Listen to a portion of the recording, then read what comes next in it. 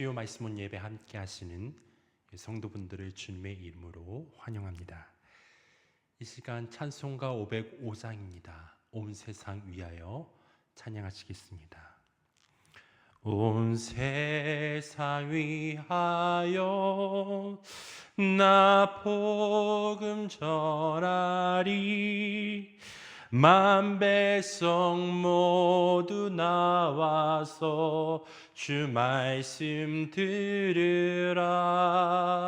죄 중에 빠져서 헤매는 자들아, 주님의 음성 듣고서 너 구원 받으라.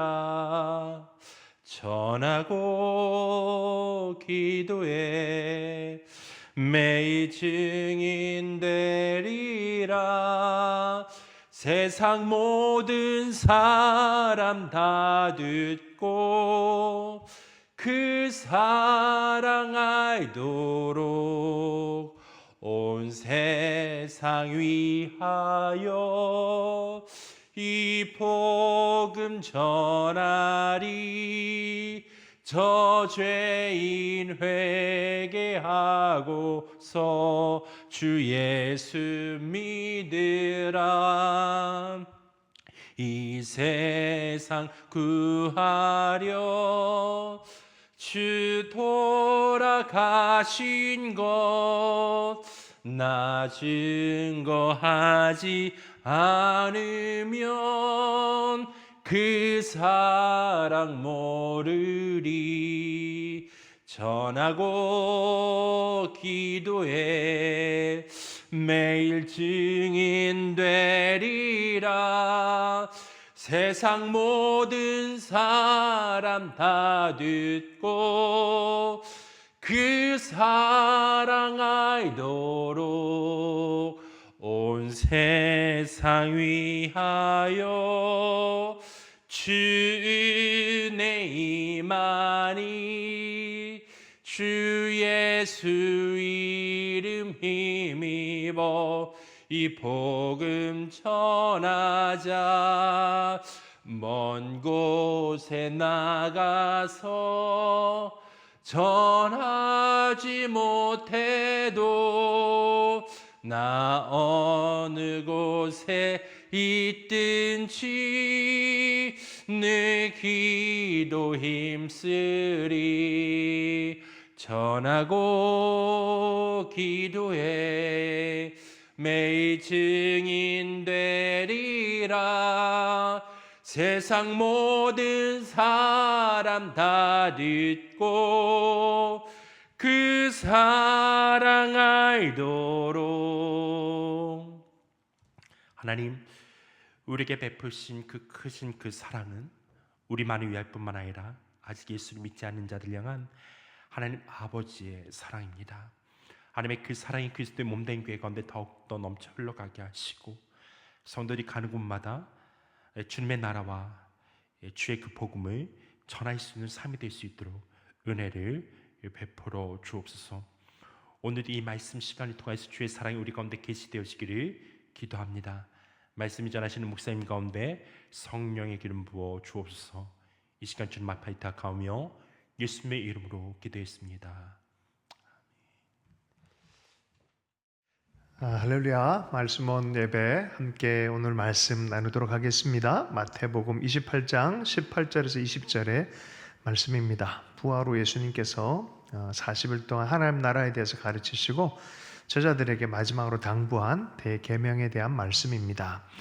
예수께서 나와 말씀하여 이르시되 하늘과 땅의 모든 권세를 내게 주셨으니 그러므로 너희는 가서 모든 민족을 제자로 삼아 아버지와 아들과 성령의 이름으로 세례를 베풀고 내가 너희에게 분부한 모든 것을 가르쳐 지키게 하라. 볼지어다 내가 세상 끝날까지 너희와 항상 함께 있으리라 하시니라. 오늘 제목은 주 예수 복음의 열정이라는 제목으로 해서 말씀의 은혜를 나누겠습니다. 예수님의 복음에 대한 열정을 가진 사람들은 예수님을 가장 소중히 여기는 사람이 이러한 열정을 갖게 되어집니다. 그래서 예수님에 대한 그 은혜와 감사와 감동이 있는 자가 전할 수밖에 없습니다. 누군가를 사랑하게 되면 어딘가에는 꼭 말하고 싶은 마음이 들듯이 예수님에 대해서 정말 사랑하는 사람 특징 중에 하나가 복음의 열정에 가득해진다는 것입니다. 엘리엇이라는 짐 엘리엇의 1950년 60년대에 큰 선교의 순교를 하고 또 선교의 무브먼트의 계기가 되었던 짐 엘리엇이 남겼던 일기에 남긴 말이 있습니다. 영원한 것을 위하여 영원하지 않는 것을 버리는 자는 결코 바보가 아니다. 그럼 제가 지금부터 하는 얘기 이 한 문장을 들어보시고 이건 누가 얘기했는지 여러분 한번 생각해 보시면 좋겠습니다. 완전한 헌신은 나의 마지막 것을 드리는 것이다. 끝까지 주님께 자기의 마지막 것을 드리는 온전한 충성에 이르기를 원했던 2007년 7월 25일 아프가니스탄에서 순교한 배형규 목사가 그의 책상머리에 붙여두었던 말이라고 합니다. 영원한 복음 진리, 그것을 위해서 자신의 마지막까지 드리기를 원했던 분들입니다. 두 사건에 한 사람은 이 원주민에게 죽임당했고 한 사람은 아프가니스탄에 순교한. 근데 이 두 사람이 동일한 심령, 복음에 대한 심령이 강렬한 분들이었는데 동일하게 그 시대의 언론과 그 시대의 사람들은 이들에 대해서 상당히 비난을 많이 했어요. 왜 그 아까운 목숨 죽이게 만드느냐? 왜 쓸데없이 그런 데 가가지고 그렇게 했냐? 그런데 복음에 대한 복음 진리를 가지고 끝까지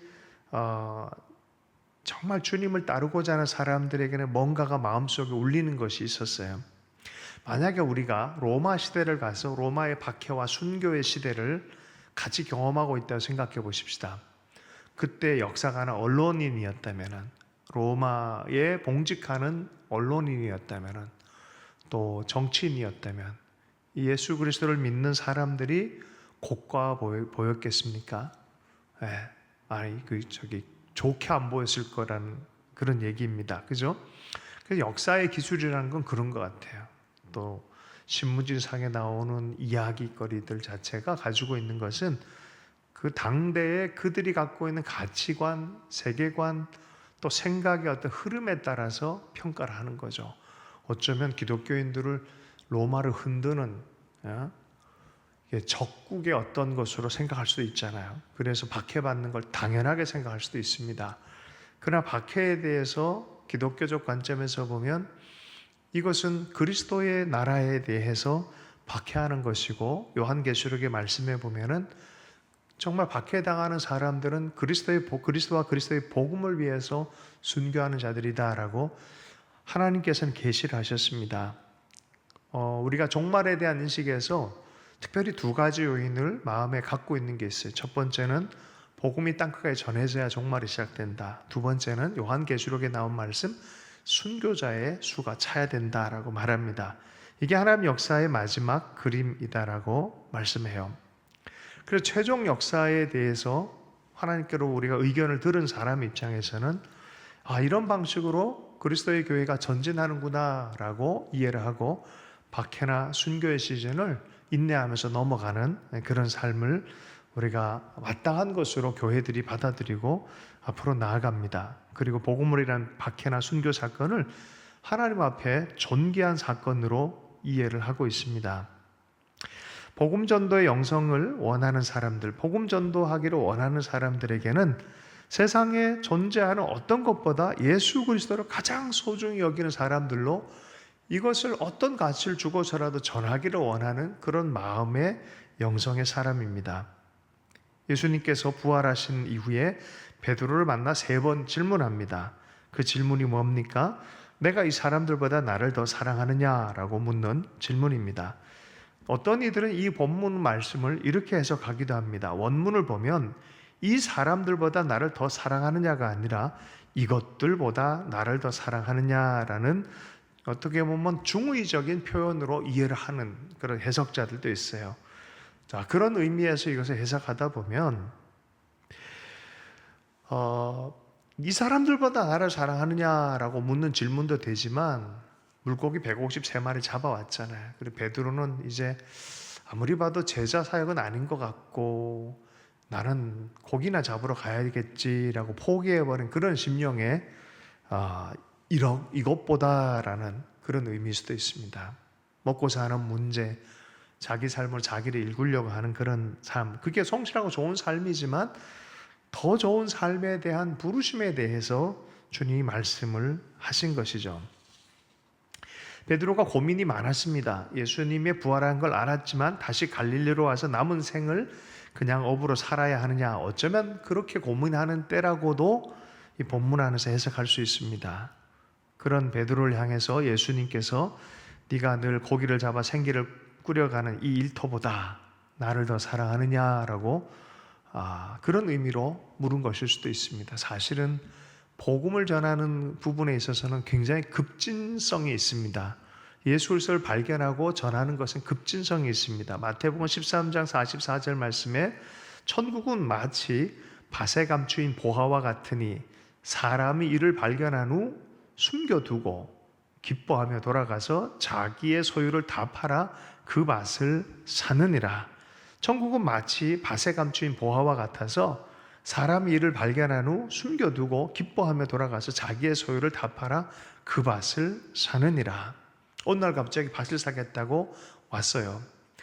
분명히 1,000,000원짜리 밭인데 이 사람이 2,000,000원, 3,000,000원 줄 테니까 팔라고 하는 거예요. 도대체 왜 이런가? 그래서 못 팔겠다 할 때는 5,000,000원, 1억도 더 주겠다는 거예요. 알고 봤더니 밭이 문제가 아니라 밭 속에 숨겨진 보화였어요. 어떻게 보면 우리 선교사님들과 순교자들을 보면은 예수 그리스도를 전해서 저 사람들이 구원받는 것에 대한 가치를 알아버린 거예요. 그거에 따라서 나아가서 복음 전하는 것에 이거는 100만원, 1,000만원 더 들어도 어떤 가치를 주고서라도 복음을 전하여 저들도 예수 그리스도를 알아가게 하는 그것에 대해서 마음을 발견해버린 걸 어떻게 해요? 그게 얼마나 가치 있는 것인지. 1885년 4월 5일 날 언더우드 아펜젤러가 140년 전에 부활절에 도착했던 것처럼 선교사들이 한국에 온 이유도 그런 거였죠. 특별히 1900년대 초에 들어왔던 루비 캔드릭 미국 여자 감리교 선교사는 20대 초반의 여성이었습니다. 그리고 돌아와서 오자마자 얼마 안 돼서 죽게 됐죠. 한 9개월 정도 있다가. 그가 쓴 글에는 편지에는 이런 게 있습니다. 내가 1,000개의 목숨이 있으면 그 1,000개의 목숨이나 조선에 바치겠다.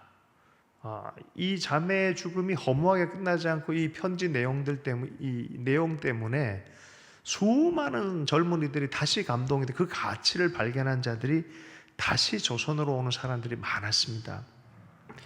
이들에게는 확실하게 가치를 발견한 게 있어요. 왜, 무엇 때문에 생명을 주고 왜 그렇게 꽃다운 나이에 에너지와 삶을 그렇게 드리느냐라고 물었을 때 발견한 사람이기 때문에 그렇습니다. 우리나라는 특별히 미국의 선교사들과 많이 연결이 되어져 있는데 이것이 하나님의 손길이에요. 제가 역사 공부를 이렇게 하면 할수록 하나님이 이렇게 한반도와 조선을 사랑하셨구나, 조선에 있는 사람들을 복음 전하기 원하셨구나 하는 생각을 갖게 되어집니다. 복음과 섭리적인 역사관을 가져야 돼요. 우리가 세상적으로 보면은 별 얘기 다 해요. 그 시대 정서에 따라 다 판단합니다. 그리고 왜 그런 헛된 죽음을 죽었냐라고 말하기도 합니다. 왜 쓸데없는 짓 하느냐 하기도 합니다. 왜 돈을 아끼지 않느냐 말하기도 합니다. 그러나 이것을 발견한 사람들은 한 생명을 위하여 그 하나님 구원하라고 하는 그 가치를 발견한 이상 그것을 살 수밖에 없는 마음이 불이 붙는 걸 어떻게 합니까? 그게 언더우드가 아펜젤러였고 그래요. 언더우드의 형님은 그 당시에 최고의 타자기 회사의 사장님이었어요. 동생을 위해서 헌금을 합니다. 그리고 될 수 있으면 모든 것을 가지고 와서 이 조선을 위해서 복음적 사역을 하기 위해서 애를 씁니다. 세브란스도 그랬고 YMCA 건물도 그랬고 그렇죠? 제가 잘 아는 이 서오마니, 우리 교회 초기에 많이 오셨던 북한 사역을 했던 서오마니 성령을 경험하고 복음의 역사를 경험하고 나서 북한의 모든 걸 다 갖다 줘요. 다 갖다 줘요. 왜요? 지하교회 교인들이 있으니까. 복음을 내서 자기 삶을 다 갖다 줍니다. 여러분, 이런 열정이 우리 한국교회와 우리 각 사람들, 특별히 사역자들 가운데 다시 불타야 돼요. 이게 스스로가 얼마나 약화되어지고 이런 마음들 잃어버렸는지 스스로가 모르는 상태에서 이런 문건을 대하고 사실들 대하다 보면 충격을 먹어. 충격을. 이게 본질이 이런 거구나. 왜 우리는 이런 본질에 대해서 다시 도전하지 않지? 루터 위샤드, 제가 주일날 저녁에 부활절 연합 모임에서 좀 얘기를 했는데 1877년에 이런 마음을 가졌어요. 1800년대 초에 윌리엄스 대학에서 시작한 몇 명의 일단의 젊은이들의 건초더미 기도회를 통해서 우리가 그런 선교하자, 아무도 나서지 않는다면, 그 마음을 가지고 한 명, 두 명 선교 운동이 일어났어요. 1800 초에. 그러나 몇십 년이 지나고 나니까 다 소강 상태가 되어버렸어요.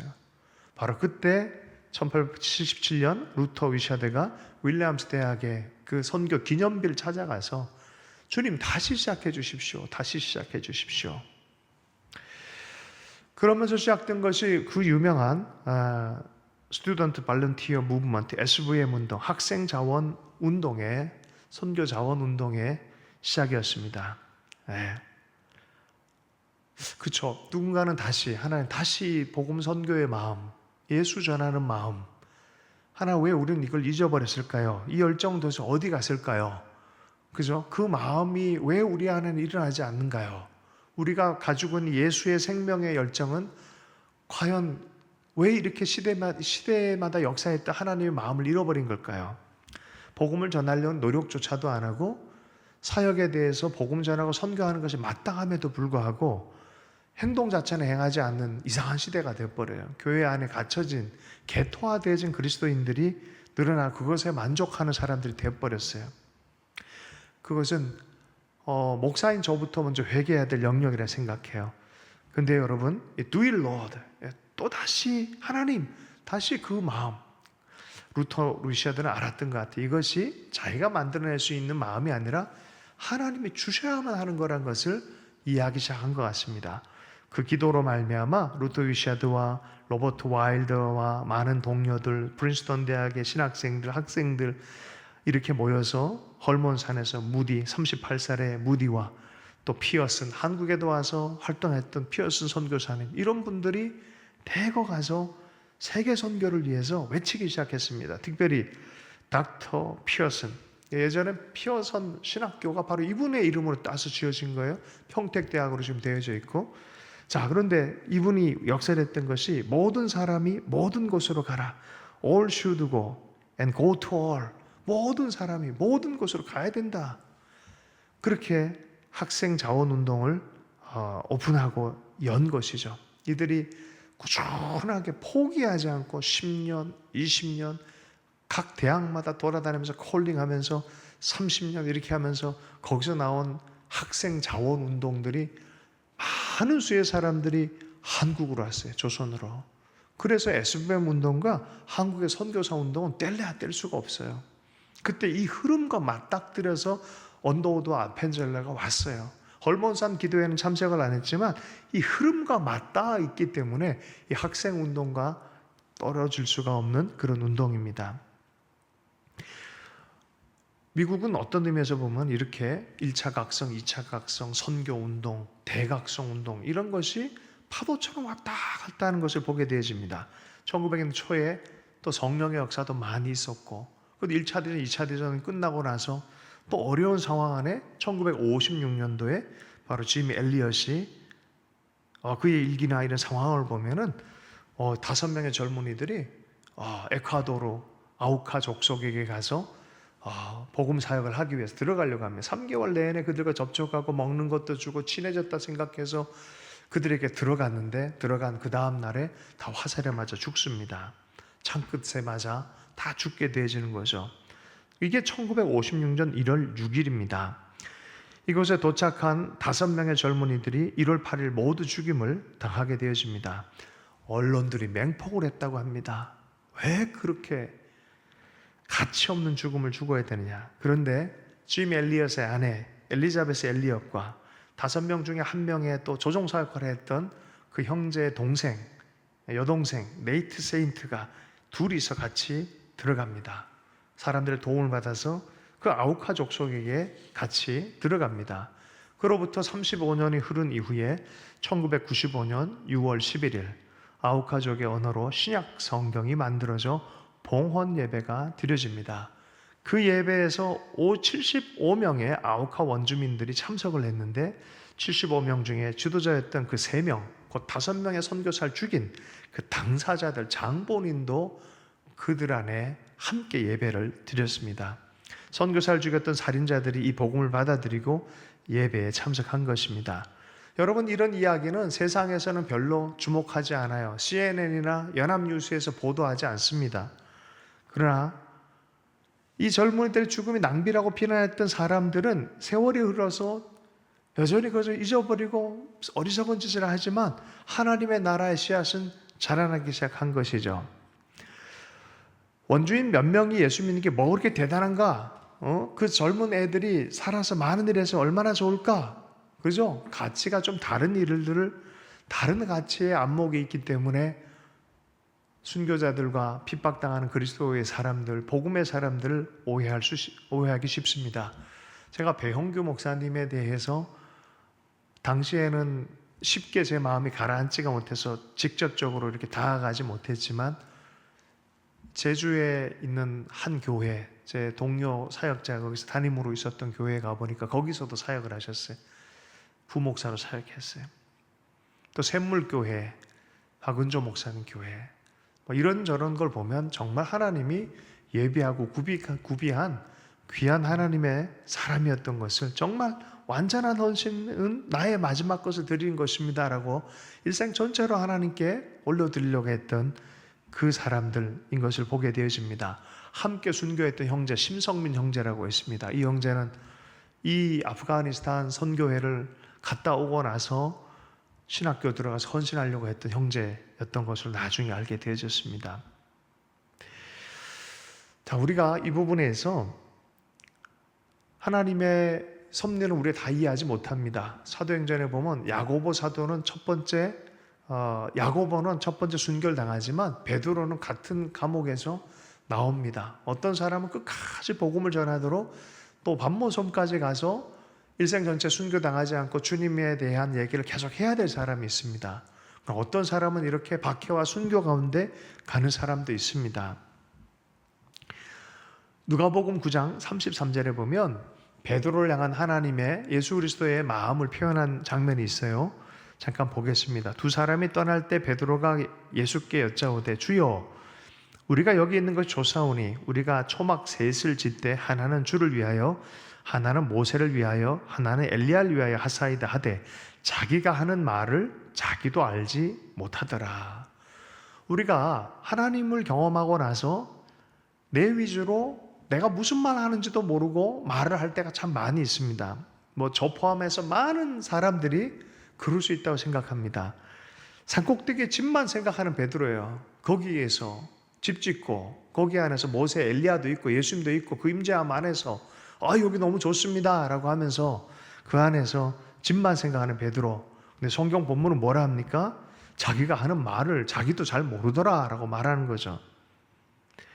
예수님께서는 내려가서 복음을 전해라. 내려가서 복음 전하고 영혼 좀 살려라 라고 말할 때가 있죠. 네가 해야 될 저들 가운데 가서 목을 축이고 사람을 살려야 될 그런 인생. 하나님은 때로 이런 부분에 믿음을 요구할 때가 있어요. 제가 오늘 이렇게 영상 하나 이렇게 보게 됐는데 참 감동이 됐어요. 민들레가 같이 이렇게 시들어가는 민들레를 보면서 한 민들레가 각성을 해요. 여기 있다면 저렇게 시들겠네 싶어서 노력을 하고 막 자기가 막 달려가기도 하면서 다른 밭으로 옮겨갑니다. 옮겨가면서 죽고 타버리기도 하는데 적어도 이 민들레는 홀씨를 뿌려서 그 홀씨로 말미암아 그 다른 밭에서 가득하게 자라나도록 그런 여정을 떠나는 것을 이렇게 보게 되어졌습니다. 어쩜 우리가 순교의 뿌리가 이게 허무한 거 아닌가. 얼마 전에 이 2007년도에 순교의 자리에서 그 아프가니스탄 같은 마을에서 청년이 어떤 집회에 왔는데 이 순교 사건을 모르던 청년들인데 바로 그 시즌에 자기 동네에서 예수를 그렇게 많이 믿게 됐다는 거예요. 그 중에 자기도 있었고 어느 날 이 순교에 대한 얘기를 듣다 보니까 이때가 이런 거였구나라고 이해를 하고 앞에 나와서 간증을 하고 하나님께 감사의 표현하며 눈물 지었다라는 그런 얘기를 제가 직접 들은 적이 있습니다. 우리는 이게 허무해 보일 때 있어 복음을 위한 노력들, 애씀들이 아무것도 아닌 것처럼 엉뚱한 얘기를 할 때가 있어요. 그냥 근데 무슨 소리입니까? 하는 말을 자기도 알지 못하더라. 도대체 무슨 얘기하는지. 그죠? 베드로는 나름 이유가 있었을 거예요. 그 안에서 보면서. 그러나 하나님의 마음은 그게 아니잖아요. 그죠? 어떻게 해요? 제자들에게 뭐라 했어요? 온 열방으로 나가서 복음을 전해라 그랬어요. 제자들이 받는 첫 번째 명령이에요. 이거는 가서 복음 전해야 돼요. 영혼 살려야 돼요. 그래서 요새 한국교회나 세계교회가 다시 이 부분에 집중시키는 것이 하나님의 마음처럼 저는 요새 많이 느껴져요. 이게 다시 시작됐다. 복음 전파하고 교회가 원래 교회다운 선교적 교회로 다시 하나님께서 세우시는 때가 지금 아닌가 하는 생각을 가지게 되어집니다. 부활 후에 예수님 찾아오셔서 말씀합니다. 내가 보기 좋은 내가 내가 원하는 어떤 자리가 아니라 내가 너희들 보낼 곳이 있다. 가라. 복음을 위해 가라. 온 열방으로 내가 보낼 그 사람들 향해서 가라라고 주님 말씀하시죠. 기적이 있을 때나 없을 때나 상관없이 어떤 이는 야고보로 어떤 이는 베드로로 초대교회처럼 복음을 전하는 교회가 되어져야 됩니다. 보세요. 바로 이 장면에서 사도행전 4장의 말씀이 있어요. 4장 29절 말씀. 주여 이제도 그들의 위협함을 굽어보시옵고 또 종들로 하여금 담대히 하나님 말씀을 전하게 하여 주시오며. 사도행전의 교회는 순교를 경험하고 나서 이 기도를 드렸어요. 야고보가 죽은 다음에 이 기도를 드렸어요. 주님 이제도 그들의 위협함을 굽어보시고 또 종들로 하여금 담대히 하나님 말씀을 전하게 하여 주시오며. 우리에게 이런 열정이 있는지를 다시 한번 확인했으면 좋겠어요. 오직 주님을 인해서 만족한다라는 말을 정말 진정성 있게 마음속에 울림으로 하려면은 우리 몸 자체도 그 자리에 있어야 돼요. 복음을 전하고 복음을 살아내고 그렇게 정말 그 복음이 어떤 건지. 제가 오늘 지하철 타려고 그랬더니 2단 비스무리한 사람이 와서 이상한 얘기를 해대면서 전하려고 그러더라고요. 제가 웬만하면 그러지 않는데 바쁘기 때문에 괜찮다고 하면서 예수님을 우리 형제가 제대로 알았으면 좋겠습니다. 한마디 하고 이렇게 왔는데 저들은 열심히 하는데 우리는 뭐 하나 하는 그런 자책도 살짝 들었습니다. 정말 우리는 주님을 영혼을 깊이 정말 주님의 기쁨이 정말 주님께서 원하는 그 마음으로 살아가고 있는지 하는 그런 자문을 하게 되어졌습니다. 우리 주신 말씀 좀 붙들고 예수 그리스도의 복음의 열정이 정말 우리 대명령을 따라서 우리에게 주어졌다면 정말 그런 다시 한번 살아나며 do it again 다시 복음과 선교적 열정이 우리 삶 안에 나타나길 원하고 내가 그렇게 쓰임받기를 원합니다 라고 그렇게 기도하는 우리 하나님의 사람 되면 좋겠습니다. 주신 말씀 붙들고 함께 기도합니다. 하나님 우리가 예수 그리스도의 복음의 열정이 아버지 더 다시 한번 일어나기를 원합니다. 주님을 사랑하는 자 입으로가 아니라 삶으로 마음 깊은 곳에 주님과 주의 복음을 정말 사모하는 마음으로 살아갈 수 있도록 역사해 주십시오. 향방 없는 또 의미 없는 이해하지 못하는 삶을 살지 않게 해주시고 주님을 위하여 복음을 들을 자들을 향하여 하나님 보내시는 곳에 나아가고자 하는 그 열정을 가지고 살아낼 수 있도록 역사해 주십시오. 어떤 이들은 비즈니스맨으로, 어떤 이들은 예술가로, 어떤 이들은 교육자로 여러 영역에서 복음을 위한 하나님의 사람들 될 수 있도록 역사해 주십시오. 우리의 삶에 하나님의 명령처럼 소중한 일이 없는 것을 확인하며 주의 명령, 모든 사람을 향한 명령인 줄로 믿사오니 우리 한 사람 한 사람 그렇게 주의 명령에 반응하는 복음의 사람 되게 해주시고 특별히 이 시대의 교회, 핫하우스 교회를 또한 하나님 일깨워 주셔서 복음과 선교적 교회 될 수 있도록 충성을 다하는 교회 될 수 있도록 은혜 허락해 주십시오. 이 시간에도 깨어서 기도하는 하나님 사람들 가운데 성령으로 역사하여 주옵소서. 예수님 축복하며 기도했습니다.